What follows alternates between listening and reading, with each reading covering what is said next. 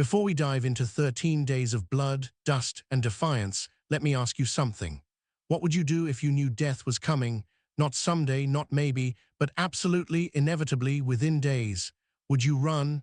Would you surrender? Or would you load your rifle one more time and wait for the dawn?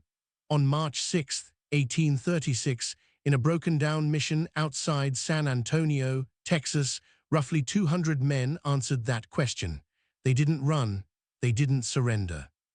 And when 4,000 Mexican soldiers came over the walls in the pre-dawn darkness, those men fought until there was no one left standing. This is the story of the Alamo. No romantic myths, no melodrama, just the decisions, the desperation, and the brutal mathematics of a siege where the defenders knew from the beginning they were dead men. If this story teaches you something new, or if it makes you feel something, here's all I'm asking. Hit that like button, drop a comment, and subscribe. We're building something here, a place where history isn't watered down, where battles aren't simplified, where the truth, ugly and glorious, is what matters. Now let's go back to Texas in 1836, when a few hundred men made a choice that would echo through history. Texas wasn't a country yet. It wasn't even a state. It was a province of Mexico, a wild frontier region called Coahuila y Tejas, home to a few thousand Mexican settlers and a growing flood of American immigrants. These Americans, farmers, speculators, adventurers, slaveholders, had been invited by the Mexican government in the 1820s to populate the empty land. But by the 1830s, the arrangement was falling apart. The Americans outnumbered the Mexicans, ignored Mexican law, refused to convert to Catholicism, kept slaves despite Mexico's abolition, and increasingly saw themselves as independent. And in Mexico City, General Antonio Lopez de Santa Anna was not the kind of man to tolerate rebellion. Santa Anna was many things: brilliant, ruthless, vain, and inconsistent. He had fought for Spain, then for Mexican independence, then as a liberal, then as a conservative.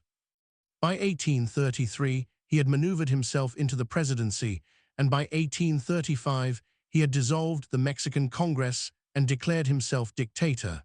When the Texans rose in open revolt, Santa Anna didn't just want to crush the rebellion. He wanted to make an example. He wanted fear.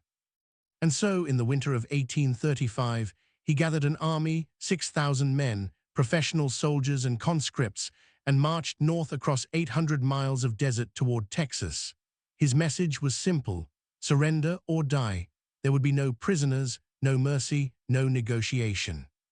Every rebel would be treated as a pirate and executed. In December 1835, Texan forces under Ben Milam had captured San Antonio after a brutal house-to-house fight. The Mexican garrison withdrew, and the Texans held the town. But San Antonio was exposed, far from the main Texan settlements and difficult to defend. The largest structure in town was an old Spanish mission called the Alamo, a sprawling compound of crumbling limestone walls, roofless barracks, and a small chapel. It wasn't a fortress. It had never been designed for defense. The walls were 3 feet thick in places, 12 feet high, surrounding 3 acres of open ground. There were no proper firing positions, no bastions, no engineering. It was, in military terms, a death trap. Colonel James Neal, commanding the Texan garrison, wrote desperate letters to the provisional government. He needed men, supplies, ammunition, reinforcements. He got almost nothing. In late January 1836, 2 men arrived at the Alamo who would become legends. The first was Lieutenant Colonel William Barrett Travis, 26 years old, a lawyer and cavalryman with no real combat experience, but plenty of ambition. Travis was arrogant, stubborn, and obsessed with honor. The second was James Bowie, 40 years old, famous across the frontier for the massive knife that bore his name. Bowie was a land speculator, smuggler, and brawler, charming and dangerous in equal measure. He and Travis despised each other on sight. When Neal left the Alamo on family emergency in mid-February, command fell to Travis and Bowie jointly. The men, mostly volunteers who believed in democracy over discipline, preferred Bowie. Travis fumed but stayed. Then, on February 8th, another man arrived. David Crockett, 50 years old, former congressman from Tennessee, already a celebrity. Crockett had lost his re-election campaign and, bitter and restless, headed west to Texas with a few friends. He wasn't looking for glory, he said, just a fresh start. But when he reached the Alamo, he saw men preparing for a fight they couldn't win, and he decided to stay. The defenders welcomed him not as a politician, but as a fighter. Crockett brought his rifle, his reputation, and his humor. He told stories, played the fiddle, and tried to keep morale up. But he wasn't naive. He knew what was coming. By late February, Travis had roughly 150 men. Most were volunteers from the United States, adventurers, idealists, drifters. Some were Tejanos, Mexican Texans who opposed Santa Anna's dictatorship. Among them was Captain Juan Seguin, who commanded a company of Tejano cavalry. These were not professional soldiers. They were farmers, tradesmen, boys in their teens and men in their 50s. They had rifles, a few cannons, and not enough ammunition. Travis wrote letter after letter begging for reinforcements. On February 23rd, a scout rode into the Alamo with news. Santa Anna's army had reached the outskirts of San Antonio.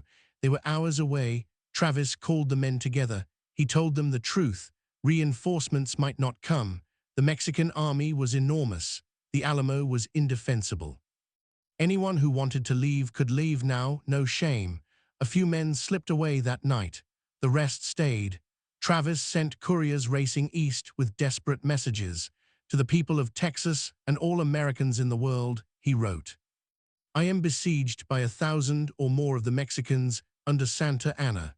I have sustained a continual bombardment and cannonade for 24 hours and have not lost a man.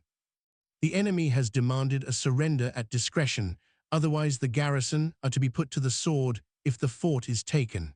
I have answered the demand with a cannon shot, and our flag still waves proudly from the walls. I shall never surrender or retreat. Then I call on you in the name of liberty, of patriotism, and everything dear to the American character to come to our aid with all dispatch. If this call is neglected, I am determined to sustain myself as long as possible and die like a soldier who never forgets what is due to his own honor and that of his country, victory or death." It was one of the great documents of American history, and it didn't change a thing. No army was coming.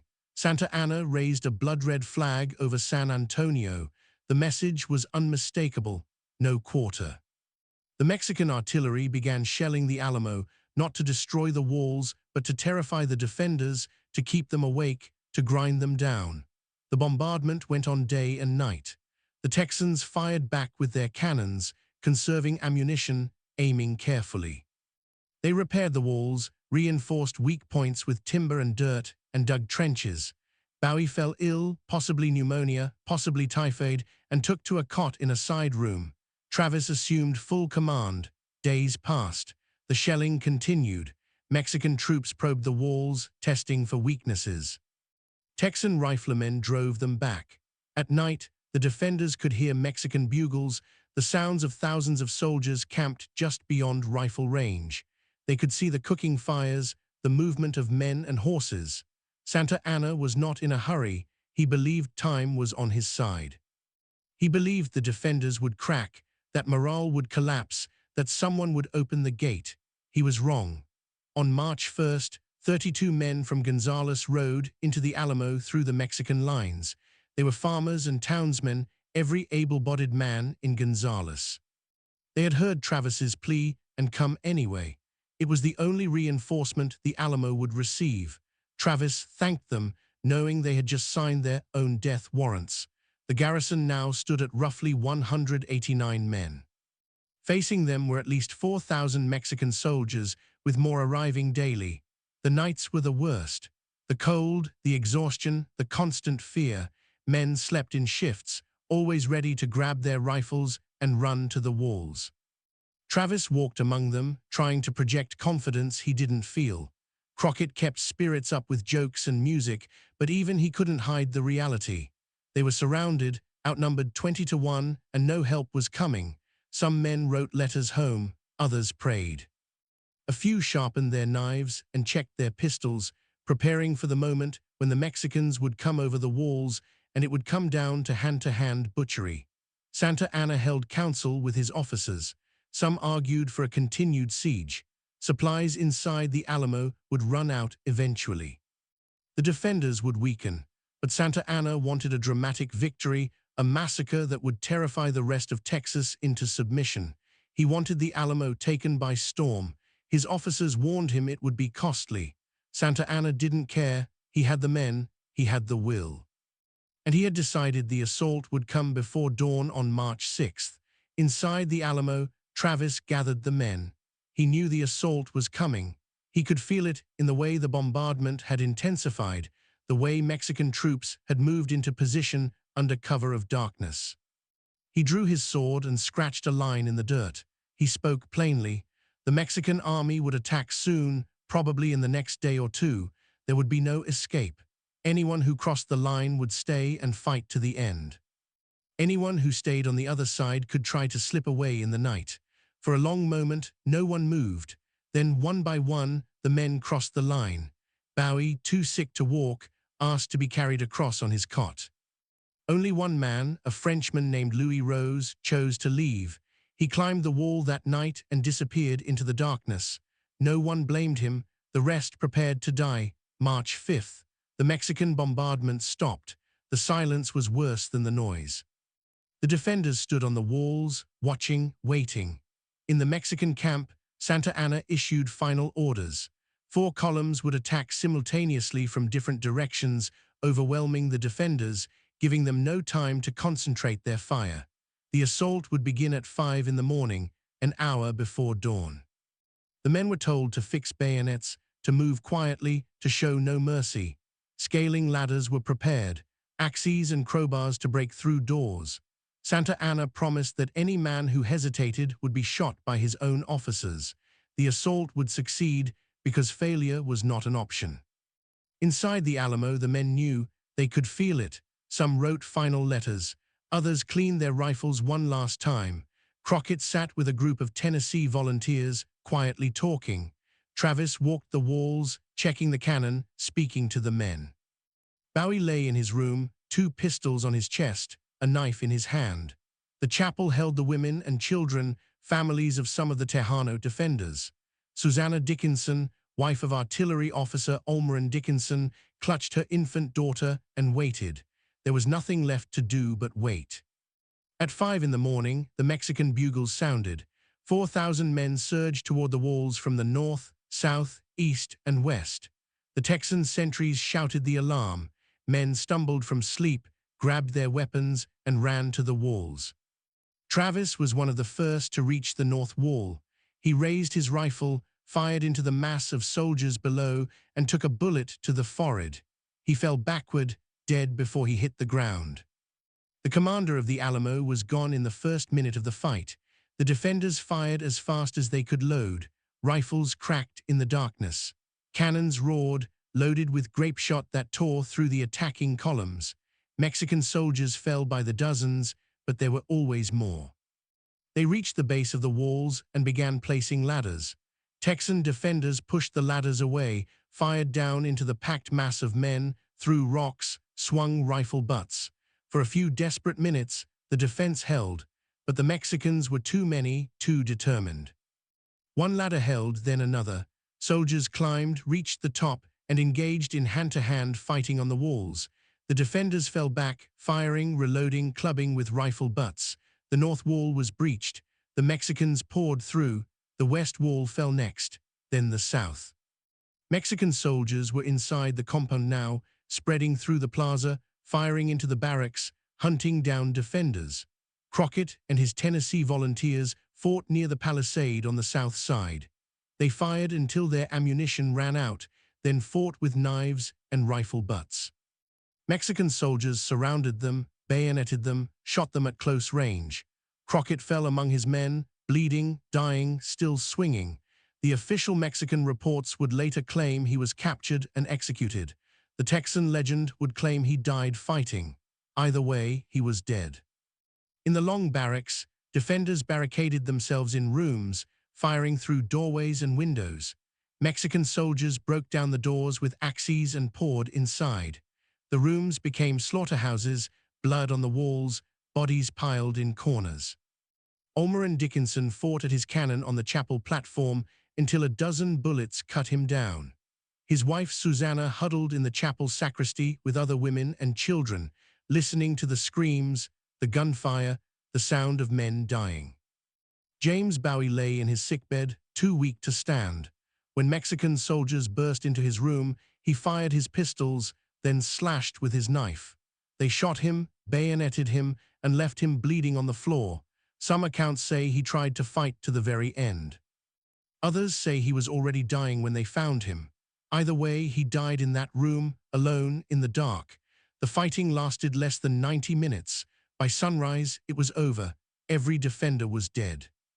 Mexican soldiers moved through the compound, bayoneting the wounded, making sure no one was left alive. Santa Anna entered the Alamo and surveyed the carnage. Bodies were everywhere, defenders and attackers mixed together, blood soaking into the dirt. The Mexican army had lost somewhere between 400 and 600 men, killed or wounded. Santa Anna didn't care. He had his victory. The bodies of the defenders were piled in the center of the compound, doused with oil and burned. The fire burned for days, smoke rising into the Texas sky. The women and children were questioned, then released.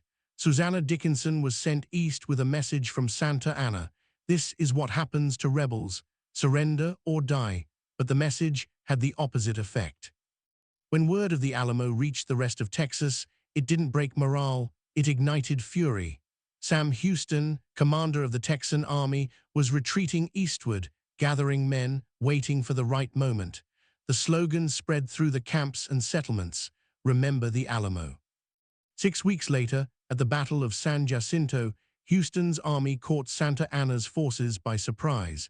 The Texans attacked, screaming the names of the Alamo dead. The battle lasted 18 minutes.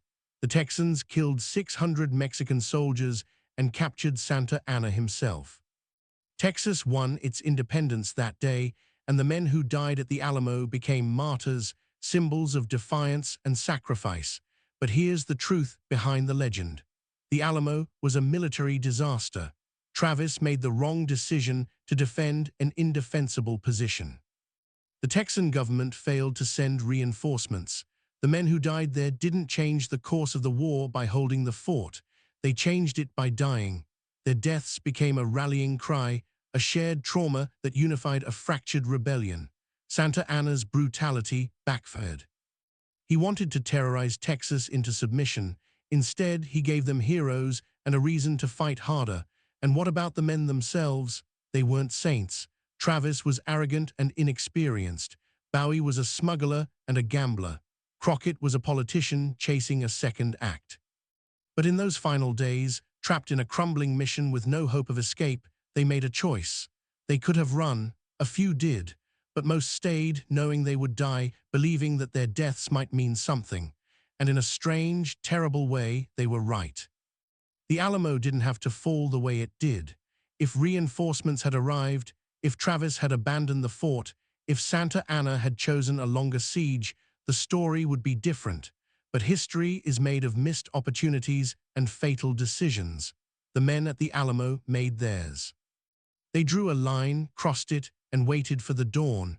189 men against 4,000, 13 days of defiance, 90 minutes of slaughter, and a legacy that outlived them all. That's the Alamo. Not a myth, not a legend, but a moment when ordinary men faced impossible odds and chose to stand. If this story moved you, here's what I need. Hit that like button, drop a comment telling me what you think, and subscribe. We are telling the stories that matter, the battles that shaped history, the decisions that changed everything. And there's so much more to come. Thanks for watching. Remember the Alamo. Now here's where most retellings stop. The bodies burned, Santa Anna declared victory, and history moved on to San Jacinto. But that's not the whole story.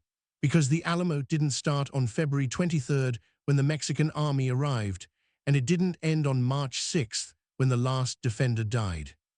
The siege was the climax, but the decisions that led to it, the mistakes, the politics, the desperation, those are what make the Alamo worth understanding. So let's go back further. Let's look at how 200 men ended up trapped in a crumbling mission and why no one came to save them. Texas in 1835 was a mess. The provisional government, if you could even call it that, was a collection of competing factions, rivalries, and egos. There was no unified command, no clear strategy, no functional supply system. Different leaders issued contradicting orders. Men elected their own officers, and those officers often ignored orders from above. It was democracy in its most chaotic form, and it was crippling the Texan war effort. When the revolt against Santa Anna began in October 1835, the Texans won a series of small victories. They captured the town of Goliad, defeated Mexican forces at Gonzales, and in December took San Antonio after days of brutal street fighting. But those victories papered over deep dysfunction. The man who captured San Antonio, Ben Milam, was killed in the final assault. Command of the town fell to Colonel James Neal, a career artillery officer. Neal looked at the Alamo and saw a disaster waiting to happen. The walls were weak, the position exposed, the garrison undermanned. He wrote to the provisional government, "Send men, send supplies, or authorize me to abandon the fort and blow it up." The government, paralyzed by infighting, did nothing, so Neal stayed, begging for help that never came. In January 1836, General Sam Houston, Commander-in-Chief of the Texan Army, sent Jim Bowie to San Antonio with orders to evaluate the situation. If the Alamo couldn't be defended, Bowie was to remove the artillery and blow up the fort. Bowie arrived, looked around, and changed his mind. He sent a letter to Governor Henry Smith. The salvation of Texas depends in great measure on keeping Bixar out of the hands of the enemy. Colonel Neal and myself have come to the solemn resolution that we will rather die in these ditches than give it up to the enemy. Bowie's decision to stay was part strategic calculation, part stubbornness, part personal pride, and it doomed the garrison. Days later, William Barrett Travis arrived with 30 cavalry. Travis was ambitious, hungry for glory, and convinced that defending the Alamo was both militarily sound and politically necessary. If Texas abandoned San Antonio, it would look weak. It would demoralize supporters, embolden the enemy, and possibly lose the town to Santa Anna without a fight.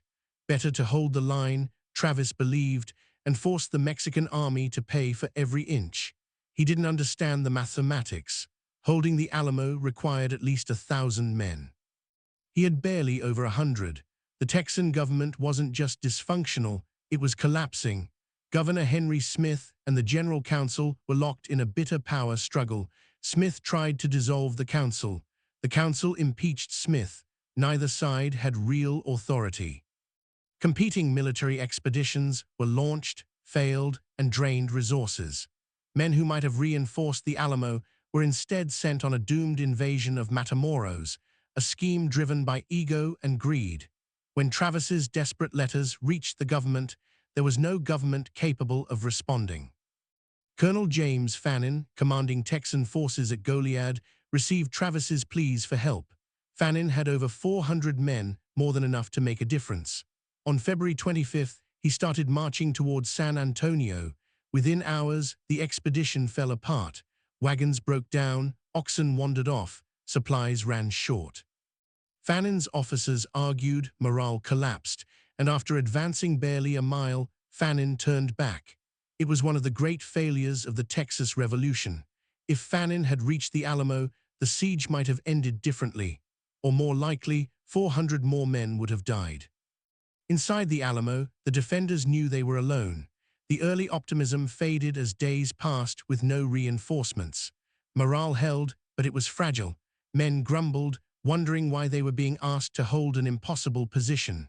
Travis tried to maintain discipline, but these were volunteers, not professional soldiers.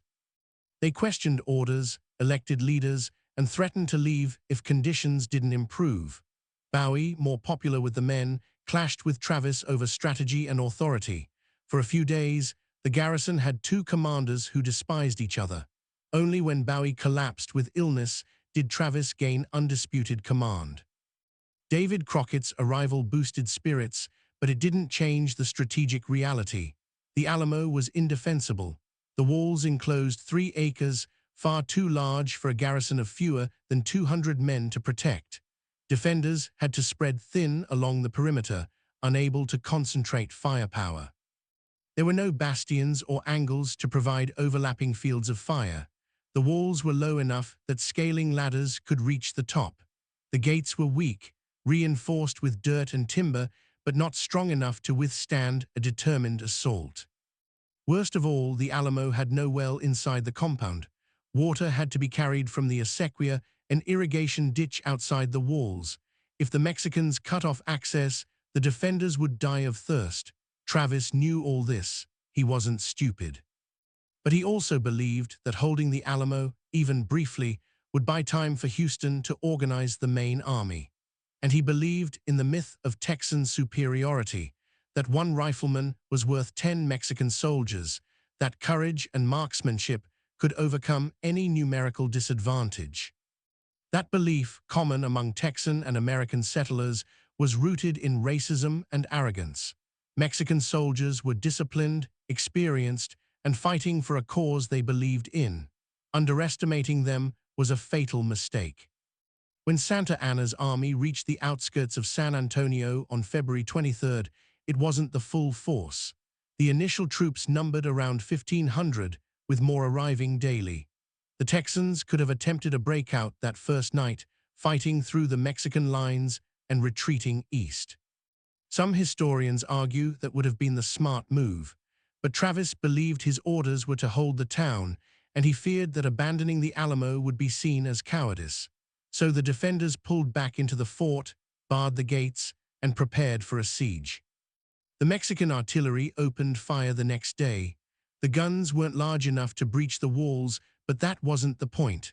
The bombardment was psychological warfare, designed to exhaust, terrify, and demoralize the defenders. It worked. Men went days without sleep, jumping at every cannon blast, waiting for the assault they knew would come. Travis fired back with the Alamo's cannons, trying to damage the Mexican artillery positions and prove the garrison wasn't beaten. But ammunition was limited. Every shot had to count. Santa Anna established his headquarters in San Antonio and began planning the assault. His officers were divided. Some, like General Manuel Fernandez Castrillon, argued for a patient siege. Surround the fort, cut off supplies, and wait. The defenders would starve or surrender within weeks. Others, like General Martin Perfecto de Cos, who had been humiliated by his defeat in San Antonio months earlier, wanted immediate revenge. Santa Anna sided with the aggressive approach. He wanted the Alamo taken by storm, and he wanted it done before reinforcements could arrive. He didn't know that no reinforcements were coming. He just wanted the spectacle. Inside the Alamo, the defenders made their preparations. They reinforced the walls with earth and timber, creating firing platforms for riflemen. They positioned cannons at key points, loaded with grapeshot to sweep the approaches. They dug trenches and built barricades inside the compound, creating fallback positions if the walls were breached. And they rationed ammunition, knowing every bullet would matter. Spirits were surprisingly high in the first days. The men joked, told stories, and tried to pretend this was just another campaign. But as the days dragged on and no help arrived, the laughter faded. Travis sent courier after courier through the Mexican lines, carrying desperate letters to anyone who might send aid. One message went to Sam Houston, another to the town of Gonzales, another to Colonel Fannin at Goliad. Travis didn't know that his letters were being read by men who had no power to help, or by commanders who chose not to. He just kept writing, kept hoping, kept believing that someone would come. On February 24th, he wrote his most famous letter, the one beginning to the people of Texas and all Americans in the world. The letter was a masterpiece of rhetoric, blending defiance, patriotism, and desperation. It was also a lie. Travis wrote that he had sustained a continual bombardment without losing a man. That was true, but he also wrote, "I shall never surrender or retreat," as if those were real options. By the time he wrote those words, retreat was impossible. The Mexicans surrounded the fort. Surrender would mean execution. Travis wasn't choosing courage over safety. He was making the best of a doomed situation. The men inside the Alamo understood this. They weren't heroes. They were trapped. Some of them regretted staying. Some wrote letters home, apologizing to families, explaining that they had no choice. Others accepted their fate with grim humor, joking about dying gloriously and being remembered. A few, like Louis Rose, chose to leave. Rose slipped over the wall on the night of March 3rd and disappeared into the darkness. He survived the war and lived into old age. History remembers him as a coward, but he was the only man at the Alamo who made the rational decision. By early March, the Mexican army had grown to over 4,000 men. Reinforcements arrived daily, along with supplies, ammunition, and more artillery. Santa Anna was building overwhelming force, preparing for a final assault that would crush the defenders and send a message to the rest of Texas. He held a council of war on March 4th. His officers debated the timing. Some wanted to wait for more siege guns, heavier cannons that could breach the walls and reduce casualties. Santa Anna refused. The guns weren't necessary. He had the men and he had the will. The assault would begin before dawn on March 6th. On March 5th, the bombardment stopped. The sudden silence was eerie, unnerving. The defenders knew what it meant. The assault was coming. Travis called the men together one last time and gave his famous line-in-the-dirt speech. The details of that moment are disputed. Some accounts say he drew his sword and scratched a line in the dirt, asking every man willing to die to cross it. Others say the story is a later invention, romantic myth added to tragic reality. But something like that happened. Travis made clear that the assault was imminent, that survival was impossible, and that any man who wanted to leave should do so now. Only Louis Rose took the offer. The rest stayed, whether out of loyalty, courage, fatalism, or simply because there was nowhere else to go. That night the men prepared as best they could. They checked their rifles, sharpened their knives, positioned ammunition where they could reach it quickly. Some prayed, others wrote final letters. Crockett played his fiddle, trying to lift spirits one last time. Bowie, delirious with fever, lay in his cot with loaded pistols and his famous knife. Travis walked the walls, stopping to speak with groups of men, thanking them, telling them their deaths would matter. He believed it. He had to.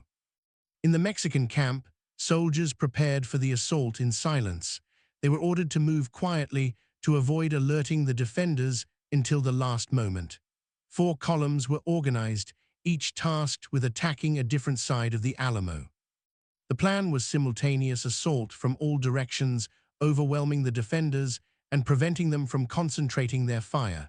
Scaling ladders, axes, and crowbars were distributed. Soldiers were told to fix bayonets and show no mercy. Officers were authorized to shoot any man who hesitated. Santa Anna positioned himself on a nearby hill where he could watch the assault without risk. At 5 in the morning on March 6, 1836, the Mexican bugles sounded.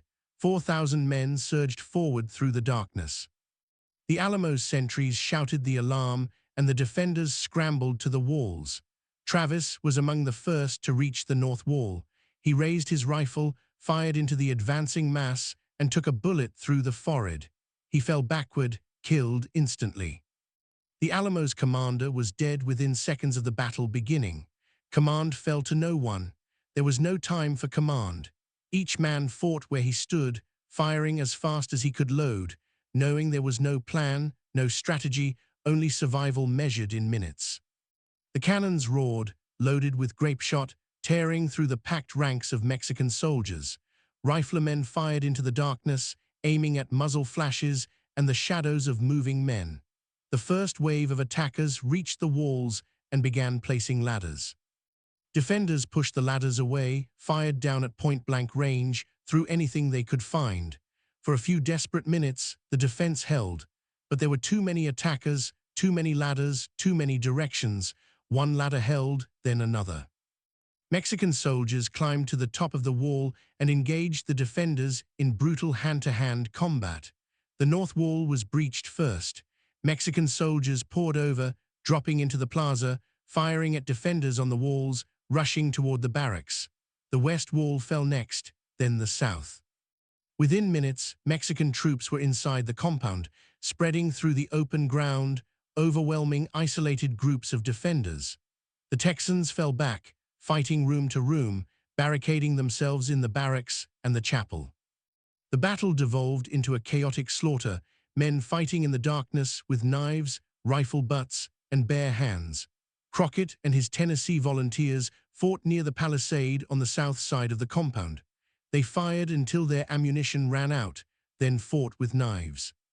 Mexican soldiers surrounded them and killed them one by one. How Crockett died is disputed. Texan legend says he fought to the last, surrounded by bodies. Mexican accounts say he was captured and executed on Santa Anna's orders. Either way, he was dead. Ulmer and Dickinson fought at his cannon on the chapel platform, firing grapeshot into the advancing soldiers until bullets cut him down. His wife Susanna, hiding in the sacristy with their baby daughter, heard the screams, the gunfire, the sound of men dying just outside. James Bowie, too sick to stand, fired his pistols at the soldiers who burst into his room. They shot him, bayoneted him, and left him bleeding on the floor. The last defenders died in the long barracks, cornered in small rooms, fighting until there was no one left to fight. By sunrise, it was over. Every defender was dead. The Mexican army had lost between 400 and 600 men killed or wounded, a staggering cost for what should have been an easy victory. But Santa Anna had his spectacle. The bodies of the Alamo defenders were stacked in layers in the center of the compound, mixed with wood and brush, doused with oil and grease, and set on fire. The pyres burned for 2 days, black smoke rising into the clear Texas sky, visible for miles. The smell of burning flesh hung over San Antonio. Mexican soldiers, ordered to dispose of the dead, worked in shifts, dragging corpses from the barracks, the chapel, the walls. Some of the bodies were mutilated, hacked apart in the fury of the assault. Others were intact, faces frozen in final expressions of pain or defiance. No effort was made to identify individuals. Heroes and cowards, officers and privates, all burned together. Their ashes were left where they fell, scattered by the wind, mixed into the dirt of the Alamo courtyard. Santa Anna entered the compound hours after the fighting ended, stepping over pools of blood, surveying the carnage. He showed no emotion. This was the price of rebellion, and he had made his point, but his officers were shaken. General Castrillon, who had argued against the assault, looked at the piles of Mexican dead and said quietly that it was a costly victory. Santa Anna dismissed the concern. He had men to spare. The rebels did not. The message would spread across Texas: surrender or die. There would be no negotiations, no mercy, no prisoners. But among the dead were not just soldiers. Susanna Dickinson, wife of artillery officer Ulmer Dickinson, had survived the assault by hiding in the chapel sacristy with her infant daughter Angelina. When Mexican soldiers burst into the room after the fighting, they saw women and children, not combatants. An officer, possibly Castrillon, intervened and ordered the soldiers to stand down. Susanna and the other survivors, mostly Tejano women and children related to the defenders, were brought before Santa Anna. He questioned them, looking for intelligence, asking about the size of the garrison and whether reinforcements were expected. Then he made a decision. He would release the survivors and send them east as messengers. They would tell the people of Texas what happened at the Alamo. They would carry his warning. Susanna Dickinson was given a horse, $2 in silver, and a blanket. Santa Anna told her to ride to Gonzales and beyond, spreading the word that resistance was futile. He wanted fear. He wanted the Texan settlements to collapse, for families to flee, for the rebellion to crumble. Susanna rode east, traumatized, clutching her daughter, barely able to process what she had witnessed. She carried the names of the dead, the story of the siege, and the image of Santa Anna standing over the ashes of the defenders. When she reached Gonzales 2 days later, the town erupted in grief and rage. Fathers, sons, and brothers had died at the Alamo. The 32 men from Gonzales who had ridden to reinforce the garrison were all dead. There would be no forgetting this. Sam Houston was at Gonzales when Susanna arrived. He had been retreating eastward, gathering men, trying to build an army strong enough to face Santa Anna in open battle. The fall of the Alamo didn't surprise him. He had expected it. What shocked him was the completeness of the massacre. No prisoners, no survivors, no mercy. Houston understood immediately that Santa Anna had made a strategic mistake. The Mexican general thought slaughter would terrify Texas into submission. Instead, it unified a fractured rebellion. The dead of the Alamo became martyrs, symbols of Mexican brutality and Texan defiance. The phrase "Remember the Alamo" spread through the camps and settlements, a rallying cry that turned grief into fury. But Houston's problems were far from over. His army was small, poorly trained, and demoralized. Men deserted daily, convinced the cause was lost. Families fled eastward in panic, abandoning farms and homes in what became known as the runaway scrape. The provisional government collapsed entirely, unable to coordinate resistance. And Santa Anna's army, flush with victory, was advancing rapidly, chasing Houston, hunting the remnants of the rebellion. The war was not going well for Texas. The Alamo had bought no time, gained no strategic advantage. It was a disaster that might still cost Texas everything. 2 weeks after the Alamo fell, another massacre occurred. Colonel James Fannin, the man who had failed to reinforce Travis, was surrounded at Goliad by a larger Mexican force. After a brief fight, Fannin surrendered, believing his men would be treated as prisoners of war. Santa Anna had other plans. On March 27th, Palm Sunday, Fannin and over 350 Texan prisoners were marched out of Goliad in groups, told they were being relocated. Mexican soldiers opened fire, killing most of the prisoners in minutes. Fannin, wounded and unable to walk, was executed separately. The bodies were left where they fell, burned or thrown into mass grave. The massacre at Goliad was, in military terms, worse than the Alamo. More men died, and they died after surrendering. But history remembers the Alamo because the defenders chose their fate. The men at Goliad were murdered after trusting their enemy. News of Goliad reached Houston's army within days. The effect was catastrophic. Desertions increased. Panic spread. But among those who stayed, rage replaced fear. Remember the Alamo became Remember the Alamo, Remember Goliad. The massacres stopped being abstract tragedies and became personal. Men who had considered going home decided to stay and fight. Houston used that anger, channeled it, turned it into discipline. He continued retreating, drawing Santa Anna deeper into Texas, farther from his supply lines, closer to a trap. Santa Anna, overconfident and impatient, divided his army. He sent columns in different directions, chasing rumors of Texan forces, trying to catch Houston before he escaped across the Louisiana border. It was a mistake. Houston had been waiting for Santa Anna to overextend, to isolate himself, to give the Texans a chance. On April 20th, 1836, Houston's army of under 800 men caught Santa Anna's force of roughly 1,300 soldiers camped near the San Jacinto River. The Mexicans were exhausted, spread out, not expecting an attack. Houston waited until mid-afternoon, when the Mexican soldiers were resting, and then attacked. The Battle of San Jacinto lasted 18 minutes. The Texans charged, screaming, "Remember the Alamo, remember Goliad," and tore into the Mexican camp with rifles, shotguns, and knives. The Mexican soldiers, caught off guard, tried to form ranks, but it was too late. The Texans showed no mercy. They shot fleeing soldiers in the back, bayoneted wounded men, and clubbed prisoners. Officers tried to stop the slaughter, but the men were beyond control. They wanted revenge for the Alamo, for Goliad, for the months of fear and humiliation. Over 600 Mexican soldiers were killed. Hundreds more were captured. Texan casualties were fewer than a dozen dead.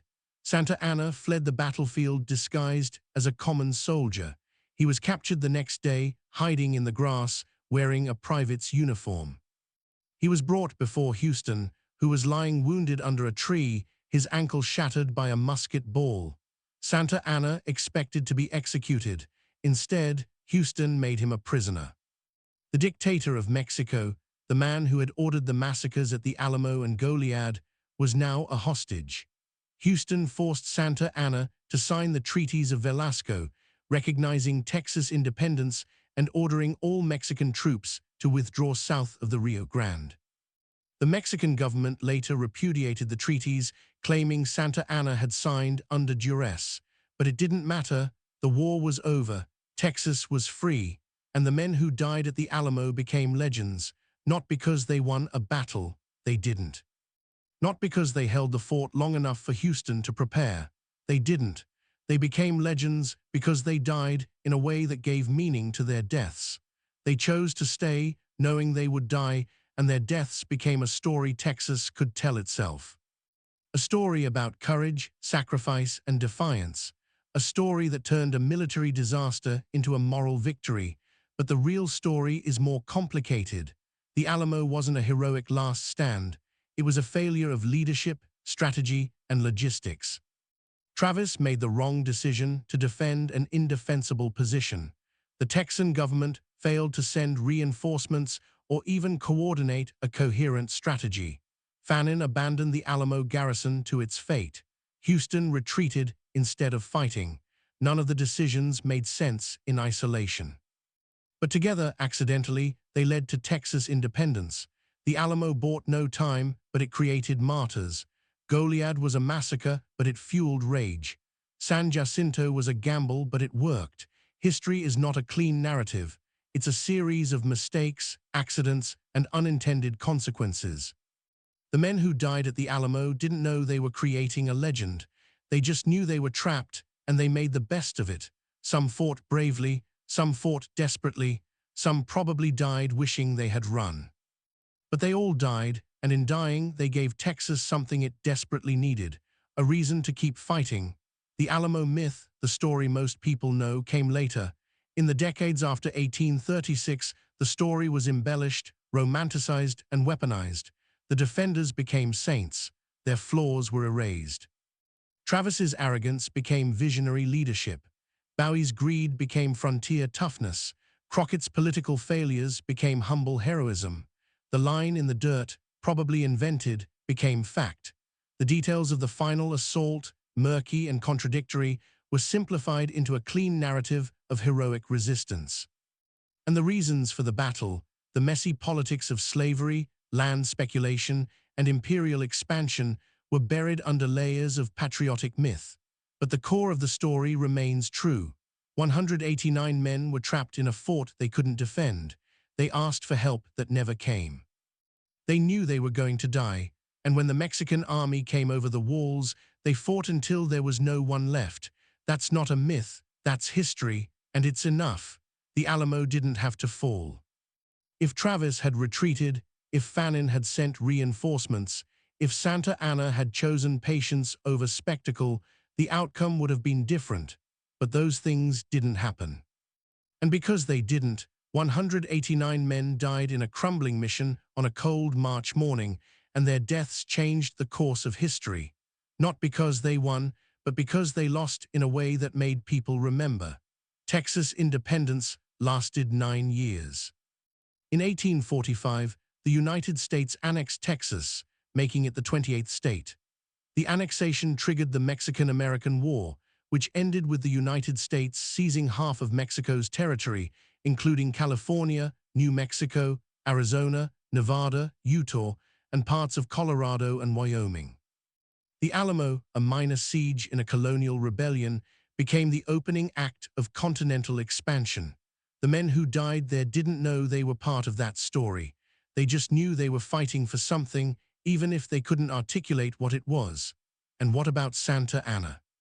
He survived San Jacinto, returned to Mexico, and somehow managed to claw his way back into power multiple times over the next 2 decades. He lost a leg fighting the French in 1838 and insisted on giving the limb a state funeral. He sold Mexican territory to the United States in the Gadsden Purchase. He was exiled, returned, exiled again, and finally died in poverty in 1876, forgotten and despised. History gave him no redemption. He ordered the massacres at the Alamo and Goliad, and history never forgave him. The Alamo itself became a shrine. The chapel, the only part of the mission still standing, was preserved and turned into a memorial. Texans built a mythology around the site, turning it into sacred ground. The actual battlefield, the walls where men fought and died, was mostly destroyed or built over. What remains is a sanitized, tourist-friendly version of history, but the story endures. Remember the Alamo, not because the defenders won, but because they lost in a way that mattered. So what's the lesson? Maybe there isn't one. The Alamo was a series of bad decisions that accidentally produced a useful myth. The men who died there weren't heroes or villains. They were people, flawed and complicated, caught in a situation they couldn't control. Some of them were brave, some were foolish. Some were both, but they made a choice and they lived, briefly, with the consequences. And when the consequences came over the walls at dawn, they faced them. That's the Alamo. Not a fairy tale, not a propaganda piece, but a moment when history collided with human frailty and produced something people still talk about 2 centuries later. 189 men died in a place they couldn't hold for a cause that barely existed yet, and their deaths mattered more than their lives. That's tragedy, that's history, that's the Alamo. If this story made you think, if it taught you something, if it moved you, here's what I need. Hit that like button, drop a comment, and subscribe. We're building something here, a place where history isn't dumbed down, where the truth, messy and complicated, is what matters. There are more stories to tell, more battles to explore, more moments when ordinary people faced impossible choices. And I'll keep telling them as long as you keep watching. Thanks for being here. Remember the Alamo.